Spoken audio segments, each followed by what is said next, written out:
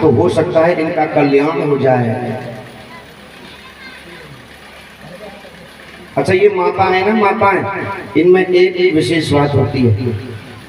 हमारे पुरुषों में क्या है कि जब तक बुजुर्ग आशीर्वाद देने के लिए हाथ उठाता है ना, तब तक तो वो प्यारों घुटनों को छोड़ करके यहाँ तक छोड़ करके फरार। किसी भी ग्रंथ में, किसी भी श्रीमद् रामचरितमानस में ऐसा नहीं है, किसी भी ग्रंथ में ऐसा नहीं लिखा है कि हाथों से पैर छुए जाते हैं। पैर कब छुए जाते हैं? प्रातः काल उठ के रघुनाथा, मात पिता गुरु नावई माथा। आता नहीं, हाथ से प्रणाम नहीं किया जाता है। और माथे में, इस ललाट में वो शक्ति होती है कि यदि ये माथा अंगूठा वाली उंगली से स्पर्श कर जाए तो सामने वाले के जितने सद्गुण होते हैं, भैया बैठ जाओ, सामने वाले के जितने सद्गुण होते हैं वो सब सद्गुण जो है उस व्यक्ति के अंदर आने लगते हैं जो प्रणाम करता है। विद्वानों ने कहा कि आजकल हम जैसे जो बच्चे हैं ना, वो कैसे प्रणाम करेंगे? भाई अच्छी अच्छी ड्रेस पहनते हैं और कहीं गुरु जी की आ रहे हैं और नीचे खींच हो तो सारी ड्रेस खराब हो जाएगी। इसलिए भैया कोई ना कोई उपाय निकालो। तो उन्होंने उपाय निकाला कि कराग्रे वस्ते लक्ष्मी कर मध्य सरस्वती करमूले गोविंदा प्रभाते कर दर्शनम। चलो ठीक है, माथा मत लगाओ, तो हाथ से प्रणाम कर लो, चल जाएगा। अंगूठा और अंगूठा वाली जो उंगली होती है, प्रणाम रख करके प्रणाम कर ले जाए तो सब तो नहीं आते, लेकिन कुछ सद्गुण उसके अंदर आ जाते हैं। लेकिन आजकल तो महाराज मॉडर्न जमाना चल रहा हुआ है ना, माथे को भी नहीं छूते और पैर को भी नहीं छूते, घुटनों को छू करके हृदय से लगाते हैं और जब तक बुजुर्ग आशीर्वाद देते हैं तब तक तो वो निकल जाते हैं। किसी को देख लेना, कोई पैर नहीं छूता, घुटनों को छूते हैं और यहाँ लगाते हैं। एक संत तो हंसी हंसी में कह रहे थे, ये इसलिए कर रहा है कि बेटा चिंता मत कर, तेरे घुटनों की ग्रीसिंग जल्दी कर दूंगा। कितनी संस्कृति बदल गई है सब लोग। लेकिन माताओं के समाज में आज भी धरोहर है। जब नई नवेली बहू दुल्हन आती है ना घर में, तो जब तक पैर चरणों को दबाती रहती है तब तक आशीर्वाद निकलता है, तेरा सुहाग बनो रहे, तेरा बेटा बने रहे। ये आजकल की हो रहा है। कयादू ने देखा कि मेरे पति, और वास्तव में सदनों गृहिणी वही होती है, पत्नी वही होती है जो अपने घर का, अपने पति का और अपना कल्याण करे, मन से, शरीर से और वचन से अपने पति का कल्याण करे। कयादू ने विचार किया, ये मेरे पति है ना, ये राक्षस स्वभाव के हैं, पता नहीं कब। तो जैसे हिरण्याकश्यप ने कहा कि तोता ने नारायण का नाम ले लिया, तो वह बार बार पूछती, स्वामी एक बार बताओ उस तोता ने क्या कहा था, दोबारा बताना। अरे देवी, उस तोता ने कहा था नारायण नारायण। फिर चली जाती, फिर थोड़ी देर बाद आती, पंखा करती, एक बार बताओ कहा कही उसने। अरे मैं तो बार बार भूल जाऊं, कहा कही उसने। है देवी, कितनी बार बताऊं, उसने नारायण नारायण कहा था। फिर जो खाना बनाया और अच्छी खाने परोसा और खाना परोसा कहने लगी, कहा कही माना, एक बार बताइए महाराज, वह तोता तो बड़ा उदंडी है, क्या कहा था उसने? देवी, उसने नारायण नारायण कहा था। रात को सोने का समय आया तो उसने कहा, महाराज सोना मत, मुझे कुछ आपसे बात करनी है। कया कि जो हिरण्याकश्यप है ये थके हुए थे, शिकार खेल के लिए गए थे, थके हुए थे, इनको नींद आ रही थी, परंतु कयादू ने कहा, महाराज सोना मत, मुझे आपसे बात करनी है। और सोते हुए को उठा दिया और कहा महाराज मैं आपसे लास्ट बार और कह रही हूँ। उससे तोता ने कहा था बताना था क्या बोला उसने। अब तो उस हिरणाकश्यप को गुस्सा आ गया, अरे किसी सोते हुए बेटे को आप उठा दोगे, अरे सो गया क्या? गुस्सा आएगा नहीं आएगा? उसने गुस्से में कहा देवी, उसने कहा नारायण नारायण नारायण नारायण नारायण नारायण नारायण कह दिया। इसी प्रकार गुस्से में एक सांस में उसने 108 बार नारायण का नाम लिया। और कहते हैं उसी समय कयादू ने अपना गर्भ धारण किया हुआ था। जैसा बीज बोओगे ऐसा ही फल मिलेगा। कर्म करे तो क्यों करे,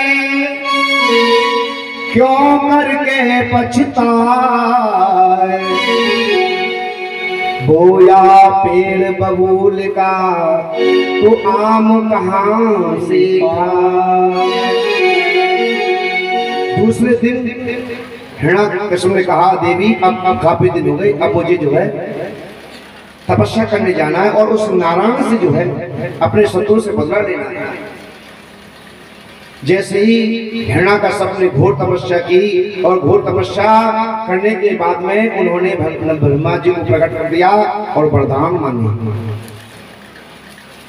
ना दिन में मरूं ना रात में मरूं, ना सुबह मरूं ना शाम को मरूं, ना अस्त्र से मरूं ना शस्त्र से मरूं, ना बाहर मरूं और ना भीतर मरूं। महाराज मुझे ऐसा वरदान दे दो। वरदान तो मांग रहा था कि मुझे इच्छा मृत्यु का वरदान दे दो, लेकिन ब्रह्मा जी ने कहा भैया जो इस संसार में रहता है ना उसको मरना जरूर पड़ता है, मैं नहीं दे सकता, और कुछ मांगो। तो उसने ये वरदान मांगना प्रारंभ कर दिया। और इधर उसके इसके जो 3 पुत्र हैं हिरण्याकश्यप के, लेकिन तीनों पुत्रों को देवताओं ने मार दिया। और जैसे ही समाधि से लौट करके आया तो पता चला कि देवताओं ने मेरे पुत्रों को मार दिया। आज से वह देवताओं से भी बैरभाव रखने लगा। लेकिन पीछे जो है ये कयादू को देवतागण ले जा रहे थे बंदी बना करके, लेकिन नारद जी ने कहा हे देवताओं तुम इसको नहीं ले जा सकते। क्यों? कि इसके गर्भ में जो बच्चा पल रहा है वो साक्षात नारायण का परम लाडला भक्त है, इसलिए आप इसको मत ले जाओ।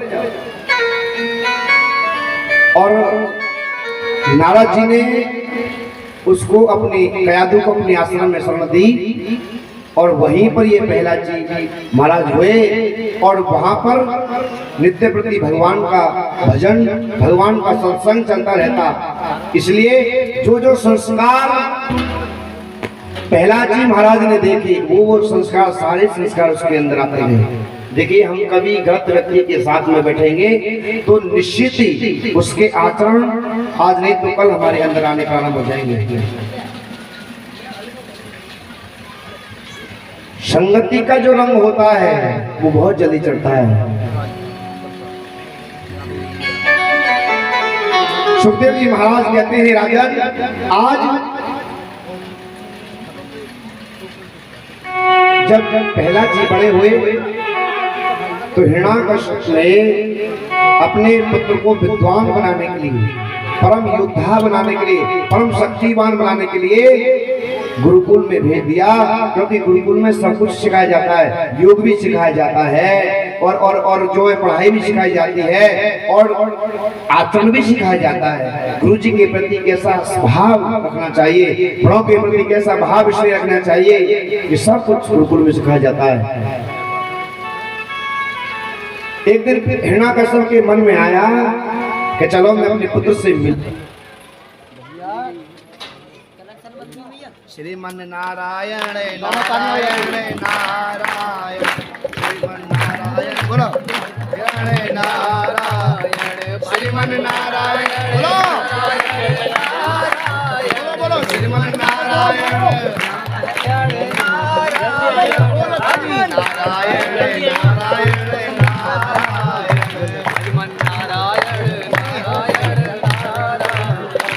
नारायण दीन दयाल दीन दयाल श्री नारायण हरे।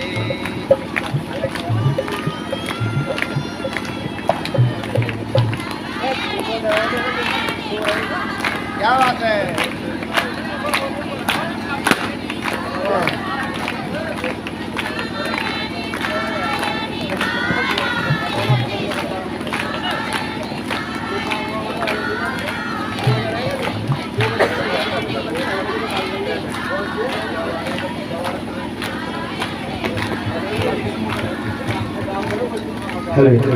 बोलो वृंदावन बिहारी लाल की। कहते हैं आज एक बार हिरण्यकश्यप के मन में आई ये बात आई कि चलो मैं अपने पुत्र से मिलकर के आता हूँ।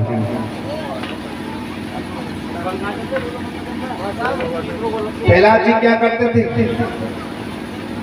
उस एकांत में बैठ जाते और भगवान का चिंतन करते रहते। नो नगरी चिंतो वैष्णेषु निस्मृता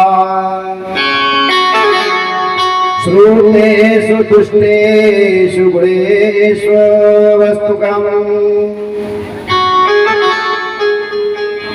दान्तेरिन्द्रिये प्राण शरीरधि सदा प्रशांत कामो रहता सुरः। ये जितने भी असुर थे ना उनके पास असुर बालक थे, ये सभी के सभी पढ़ते, लेकिन प्रहलाद जी महाराज भगवान का चिंतन करते।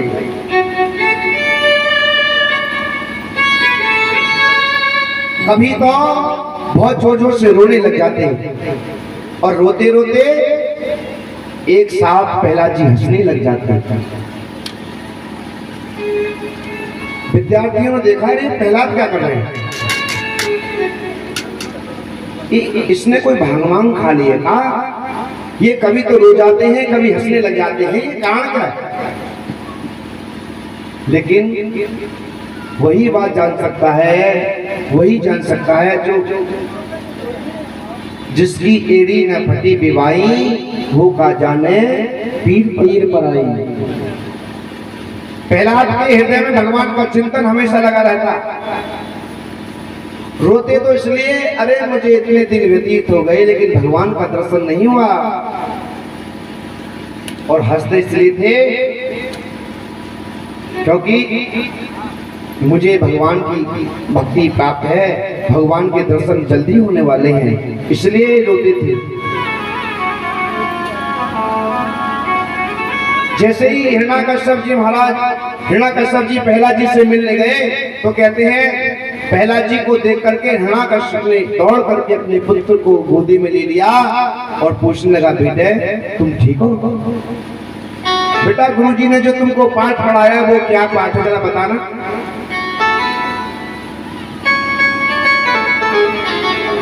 प्रहलाद जी ने कहा, प्रभु हे पिताजी, जो व्यक्ति इस संसार में आया है वो इस संसार से जरूर जाएगा, लेकिन जिसने भगवान का भजन कर लिया, जिसने मेरे गोविंद का भजन कर लिया, जिसने मेरे नारायण की भक्ति कर ली, उसका निश्चित ही कल्याण होता है, इस संसार का नियम है। प्रहलाद जी के जो गुरु थे षण्ड और अमर, जो कि शुक्राचार्य जी के पुत्र थे, वो वहीं पर बैठे हुए थे। और जैसे ही प्रहलाद जी ने भगवान की भक्ति के बारे में कहना प्रारंभ कर दिया, पिताजी यदि इस संसार से कुछ पाना है या जीते जी इस संसार में रह करके ही और बाद में मोक्ष प्राप्त करना है, तो भगवान की ये आदत है कि भगवान की जो शरण में चला जाता है उसको भगवान अभयदान दे देते हैं, उसका कल्याण करते हैं। भगवान की शरण में तुम्हें जाना पड़ेगा, भगवान का भजन तुम्हें करना पड़ेगा। उपदेश जैसा कर ही रहे थे, एकदम अपने पुत्र को गोद से उतार दिया और उनके जो गुरु हैं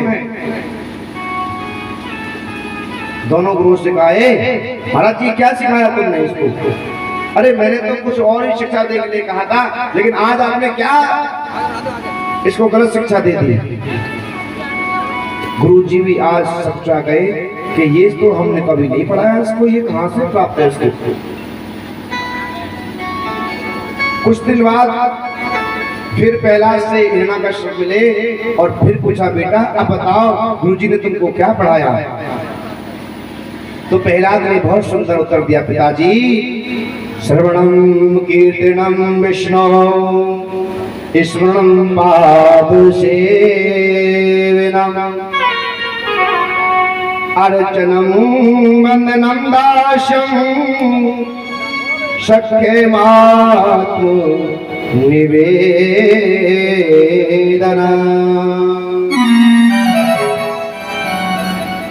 पिताजी मैंने अपने जीवन में केवल यही अनुभव किया है,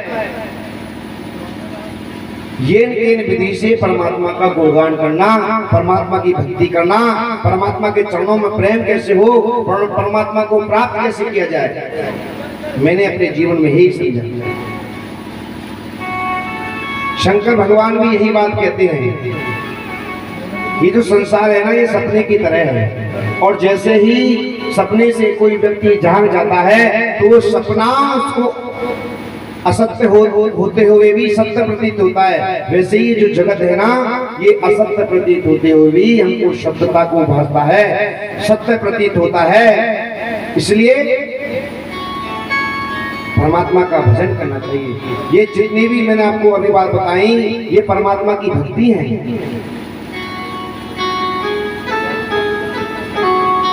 श्रवणम परमात्मा की पहली भक्ति है कि भगवान की कथा को मन से श्रवण करो।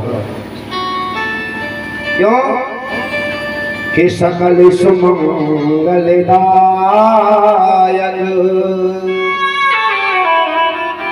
रघुनायक गुणगान सादर सुनैते तरई भव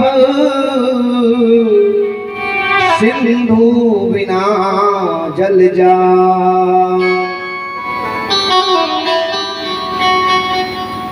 जो व्यक्ति भगवान की कथा का श्रवण करता है, जो केवल भगवान की कथा को कहता है, उसके जीवन में नाना प्रकार के अनेकों प्रकार के सुंदर मंगल होते हैं उसके जीवन में। और जो व्यक्ति दोनों कानों से कथा को मन से श्रवण करता है तो संसार में रहते हुए बिना किसी अन्य साधन के वो भगवान के मोक्ष को प्राप्त कर जाते हैं। ये कथा श्रवण का पहला है और यही भक्ति है। भगवान की पहली भक्ति के भगवान की कथा को मन से श्रवण करो। भगवान की दूसरी भक्ति है कि कीर्तन, भगवान का कीर्तन कीजिएगा।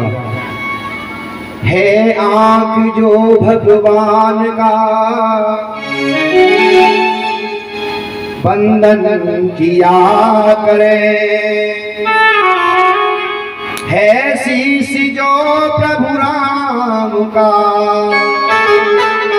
वंदन किया करे। बेकार वो मुख है जो रहे व्यर्थ बातों में, मुख है जो भगवान का कीर्तन किया। इसलिए भगवान की दूसरी भक्ति है कीर्तन। कीर्तन कीजिएगा, ये भक्ति का दूसरा लक्षण है। भगवान श्री राम जी ने जिस समय माता सबरी को ये नवदा भक्ति दी, 9 भक्तियों के बारे में उन्होंने बताया। आज उन्हीं 9 भक्तियों को प्रहलाद जी महाराज अपने पिता हिरण्यकश्यप को बता रहे हैं। तीसरी भक्ति है स्मरण।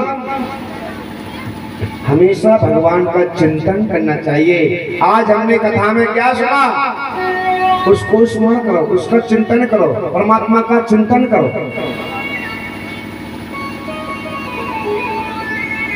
चौथी भक्ति है एकांत में जाकर बैठ करके भगवान के चरण कमलों का सेवन करना चाहिए, पाद चरणों का सेवन करना चाहिए। ये चौथी भक्ति है। पांचवी व्यक्ति है कि भगवान की संध्या वंदना अर्चना करनी चाहिए। और छठी भक्ति है कि उनके चरणों की जो है बारंबार बारंबार बारंबार वंदना करते रहना चाहिए, भगवान के चरणों में प्रार्थना करते रहना चाहिए। ये भगवान की जो पंचम भक्ति।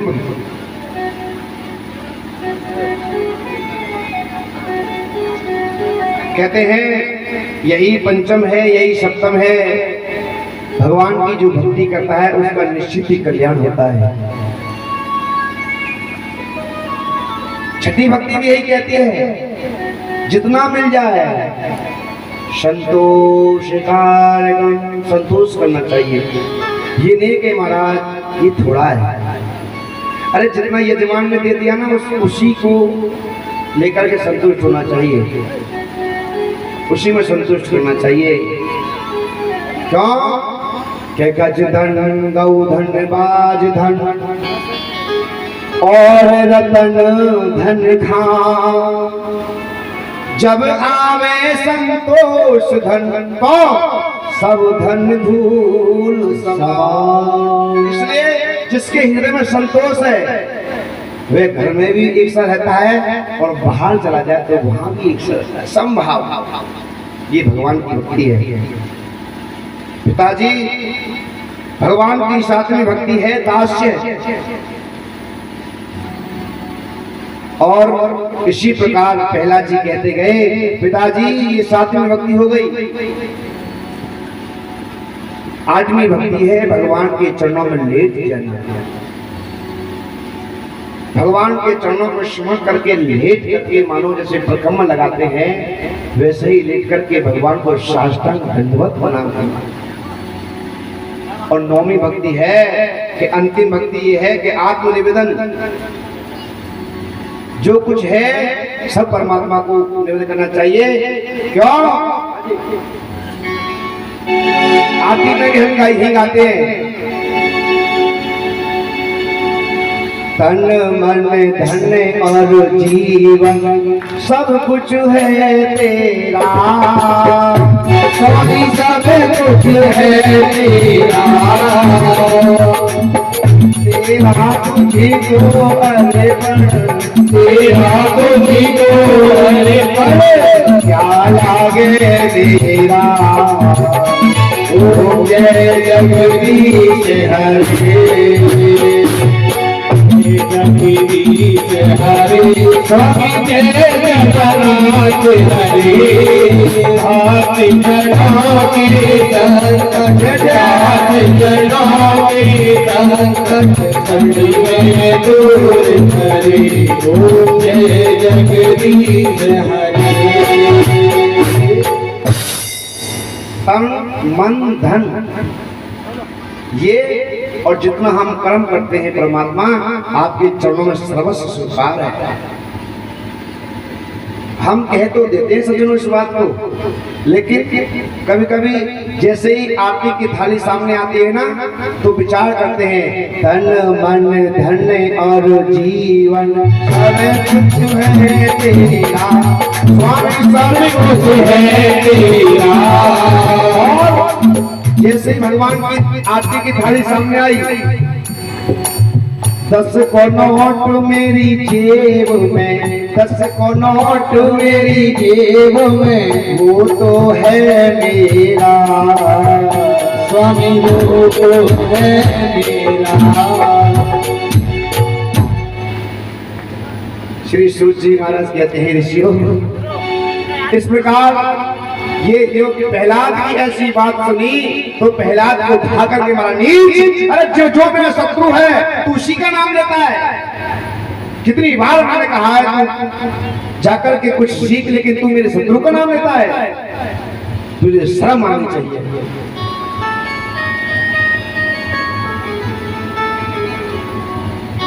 श्री सूजी भगवान कहते हैं हे ऋषियों आज उसने प्रहलाद जी को मारने के लिए कितने कितने प्रयत्न किए। प्रहलाद जी को जल में फेंक दिया, फिर भी प्रहलाद जी मरे नहीं। प्रहलाद जी को अग्नि में फेंक दिया, फिर भी प्रहलाद जी मरे नहीं। प्रहलाद जी को हाथी के पैरों के बीच में कुचलना प्रारंभ कर दिया, फिर भी भगवान ने प्रहलाद की रक्षा की। प्रहलाद को एक कोठी में बंद कर दिया और खाना नहीं दिया, भूखा रहने दिया, फिर भी परमात्मा का नाम स्मरण करते करते प्रहलाद जी मरे नहीं।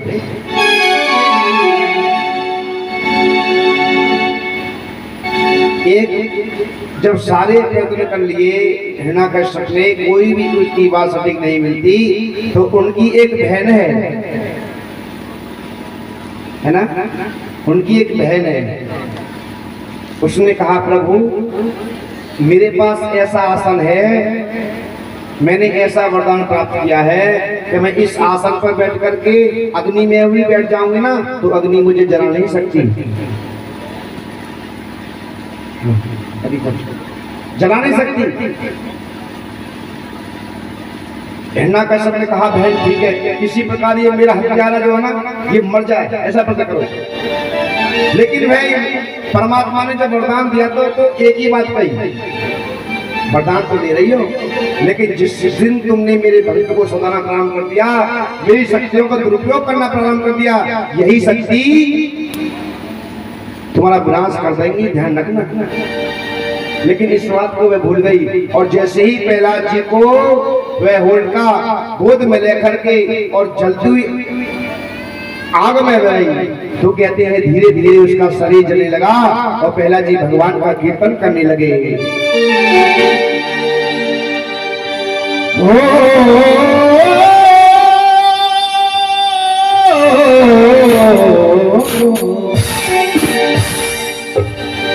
हरि मोहे राम नाम हो प्यारो, है पिताजी मोहे मती मारो।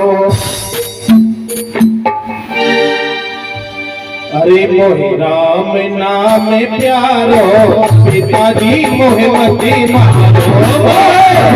राम प्यारो, पिताजी मोहे मती मारो। नाम प्यारो, पिताजी मोहे मती मारो। नाम प्यारो, पिताजी मोहे मती मारो।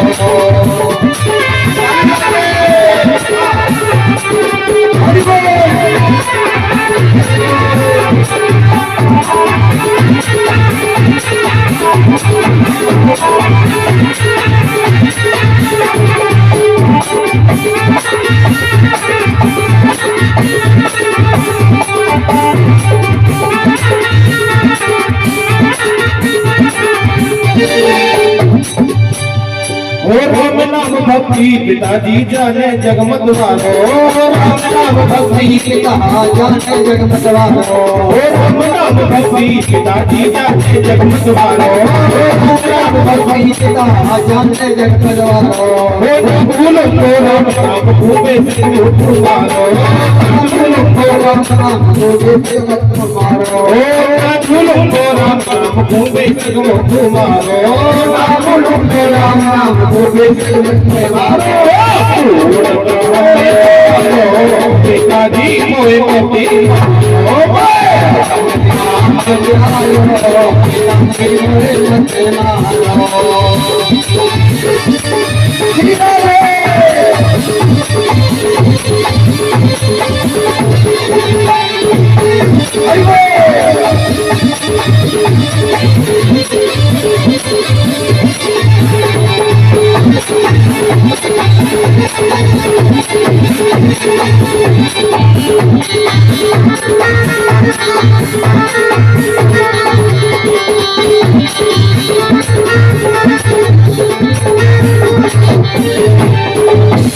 प्रहलाद लड़ने लगा पिताजी, और राम नाम से गंगा यमुना और कर गिर बहनी, राम नाम से गंगा यमुना उतर गई त्रिवेणी। और राम नाम से गंगा यमुना और कर गई त्रिवेणी।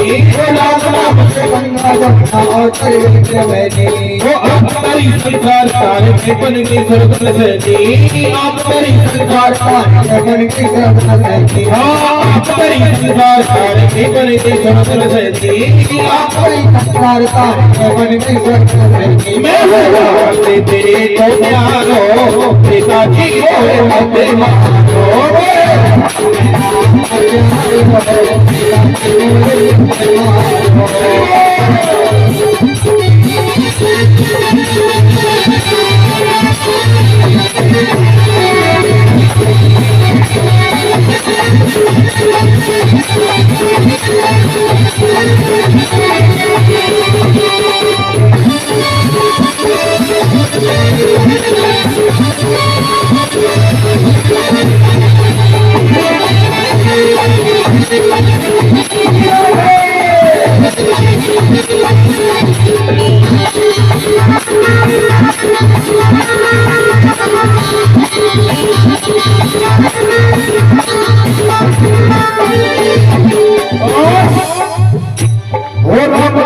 रुकमर कर गई और कर गई खुदमा।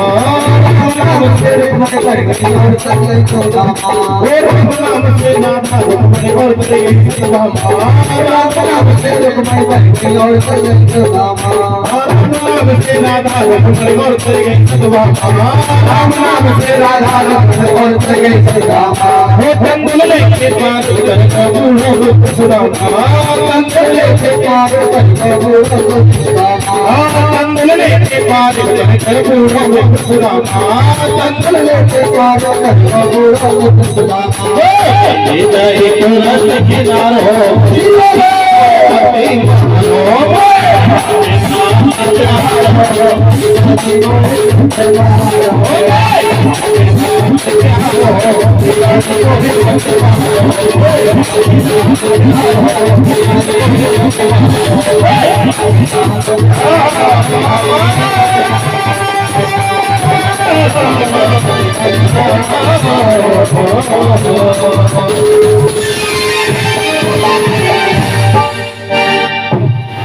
मोए राम नाम प्यारो पिताजी मुझे मत मारो। मोए कृष्ण नाम प्यारो पिताजी मुझे मत मारो। लेकिन पहला की बात एक बात जो हिंदुना पर सब नहीं सुनी। और जैसे ही पहला जी की जो बुआ है होलिका जी जैसे ही उसमें आग में बैठी तो उनका शरीर धू धू करके जलने लगा और पहला जी भगवान का भजन करते रहे। पहला ये जो होलिका चिल्ला दिए मुझे बचाओ, कोई बचाओ, मुझे कोई बचाओ। कहते हैं आज भगवान ने पहला जी को अग्नि में से भी बचा लिया। जो भगवान का निष्कपट निष्पाप निष्कपट निष्काम रूप से भजन करता है तो निश्चित उसका कल्याण होता है। जब ये हार गया, इसकी पेश नहीं चली तो कहते हैं इसने फिर से गुरुकुल में भेज दिया।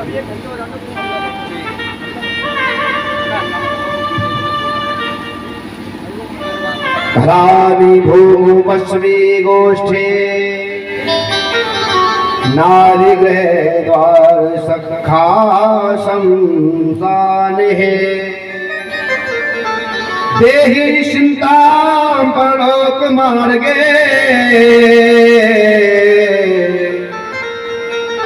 धर्मानुरागो गच्छति जीव ऐसा।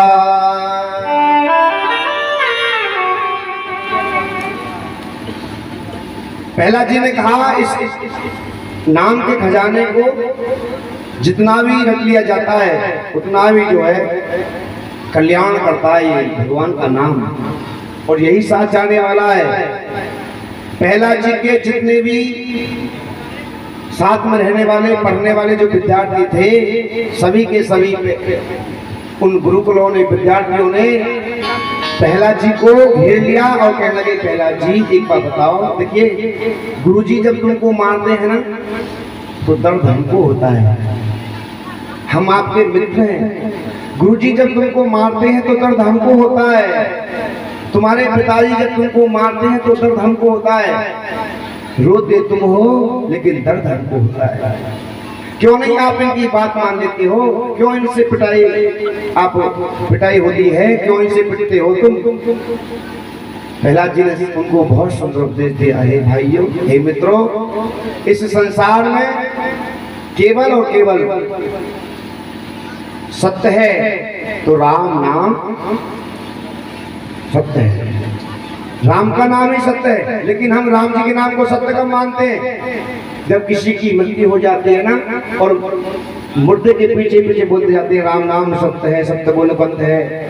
अरे ये तो बात पहले देखनी चाहिए। राम जी का नाम ही इस संसार में सत्य है, और सत्य के मार्ग पर चलने वाले को निश्चित गति होती है, ये भी सत्य है। इसलिए भगवान के नाम को हमें जपना चाहिए, भगवान के नाम को हमें रखना चाहिए। आज एक बार अपने अपने शिष्यों को, अपने भाइयों को, गुरु भाइयों को ये प्रहलाद जी भी उपदेश देते हैं और कहते हैं कि मेरे गुरु ये नहीं है संगमन अपन। कौन है मेरे गुरु? मेरे गुरु जी तो नारद जी हैं। नारद जी? हाँ। कैसे? कि एक बार जब देवताओं ने मेरे भाइयों को मार डाला और मेरी माँ को बंदी बजा कर ले जाने वाले थे, उसी समय नारद जी ने मेरी माँ को बचाया और अपने आश्रम में रहने लगे। कहते हैं मेरा उन्हीं के आश्रम में जन्म हुआ और मैं वहीं पला बड़ा हुआ। तो मैंने वहां देखा उनके, नारद जी के यहाँ तो केवल सत्संग होता है, भगवान के नाम का कीर्तन जाप होता है। और ये भी सत्यता है कि जो आएगा वो जाएगा भी जरूर।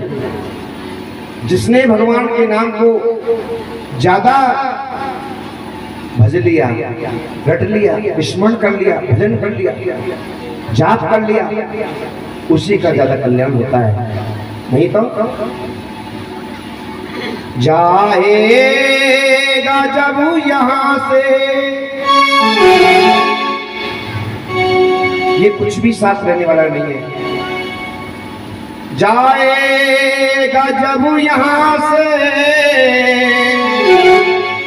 कुछ भी न पास होगा, तो गज कफन का टुकड़ा तेरा हाथ होगा, तो गज कफन का टुकड़ा तेरा हाथ होगा। जाएगा जब यहाँ से कुछ भी न पास होगा, तो गज कफन का टुकड़ा तेरा हाथ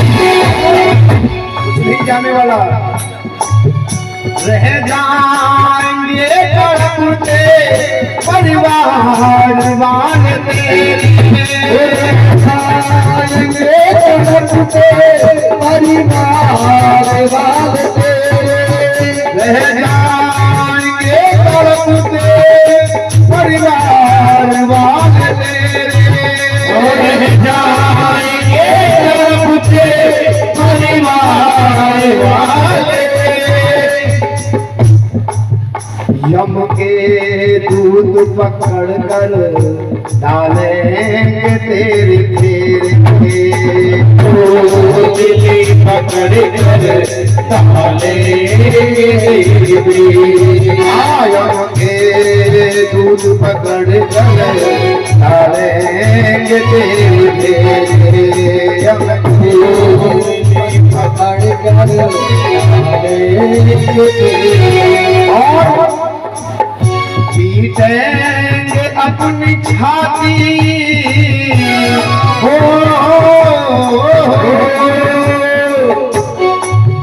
पीटेंगे अपनी छाती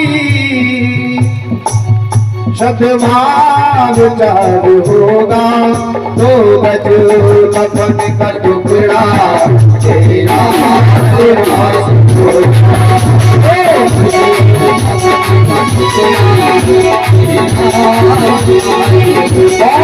ये बात है कि जब व्यक्ति चला जाता है ना तब देखो ओहो घर वाले कितने माँ अलग बाप अलग भाई बहन अलग कितने रोते हैं अपनी छाती पीट पीट के रोते हैं कि बेटा तू चला गया पीटेंगे अपनी छाती उन्वार उदास होगा कफन का टुकड़ा तेरा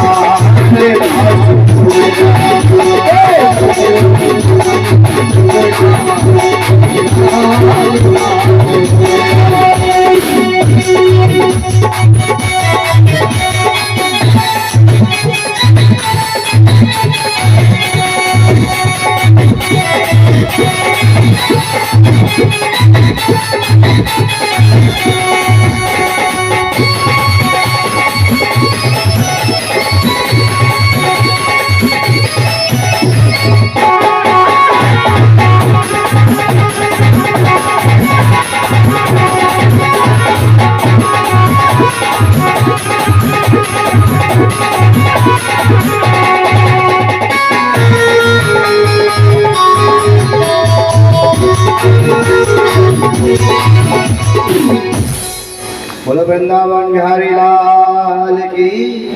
कहते हैं ऐसा उपदेश आज पहला जी दे रहे और केवल यही सार है सब सारा का सार केवल भगवान का भजन। इसलिए भैया तुम भी अपना कल्याण चाहते हो ना तो भगवान का भजन करना प्रारंभ। पता है नारद जी के उस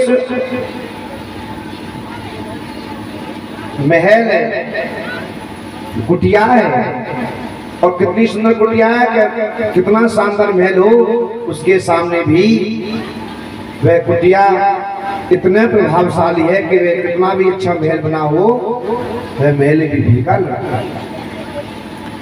कुटिया में प्रत्येक पत्ते पत्ते पर राम राम भगवान का नाम लिखा हुआ है, नारायण नारायण लिखा हुआ है, श्री हरि लिखा हुआ है। उठते बैठते गाते आते जाते केवल केवल भगवान के नाम का गुण।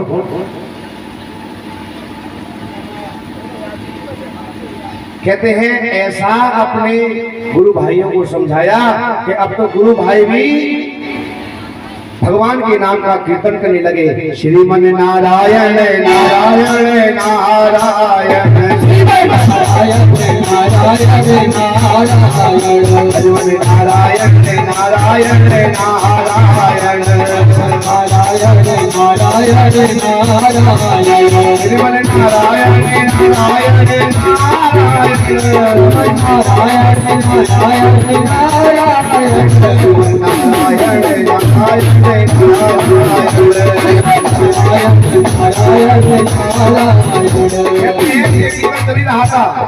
गुरु जी को पता चला, गुरु जी ने देखा अरे क्या शो हो रहा है, चलो देख कर के आते हैं। सारे जितने भी शिष्य थे सभी के सभी भगवान के कीर्तन में भगवान के नाम में मस्त थे और सब कम में होकर के गुरु जी आवाज दे रहे क्या कर रहे हो, अरे रुको लेकिन वो रुकने का नाम ही नहीं ले रही। कीर्तन चला हुआ है नारायण नारायण नारायण नारायण नारायण नारायण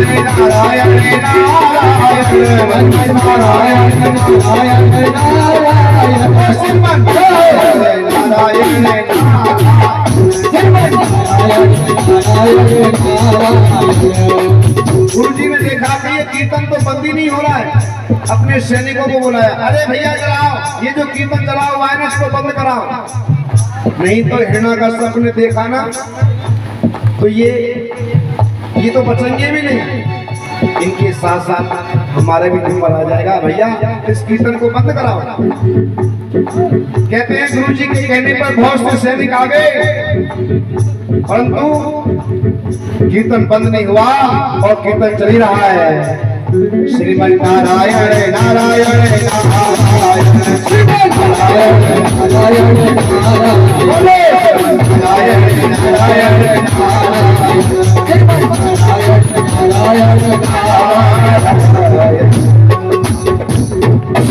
कहते हैं जैसे ही गुरु जी ने प्रहलाद का हाथ स्पर्श किया तो मानो ऐसा झटका लगा कि वह गुरु जी अब तक जो मना कर रहे थे कीर्तन की, वह गुरु जी भी भगवान का कीर्तन करने लगे और करते करते झूमने लगे, नाचने लगे।